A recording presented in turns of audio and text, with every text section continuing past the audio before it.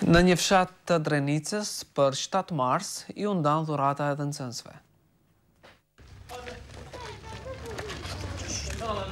7 marsi nuk u solli gëzim vetëm mësuesve.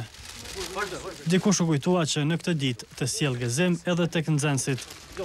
Shoqata humanitare Bereqeti solli dhurata për 250 fëmijë të shkollës Azembejta në Shtuticë. Unë i mora një por pantall dhe një vinjak, jam shumë e gëzuar. Një por pantulla dhe një jumper. Donatorët thënë se kjo është pjesë e një projekti që ka për qëllim të ndihmojë shkollat në vendet rurale.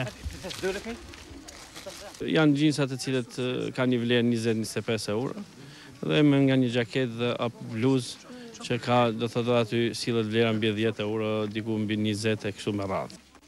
Rrobat e reja e KPUS u sollën edhe për arsimtarët, ndërsa ata që i morën thanë se ndihmat erdhën në vendin më të duhur. E keni gjetë atë rosin, keni gjetë kohë me na shiqu, me na vizitu dhe me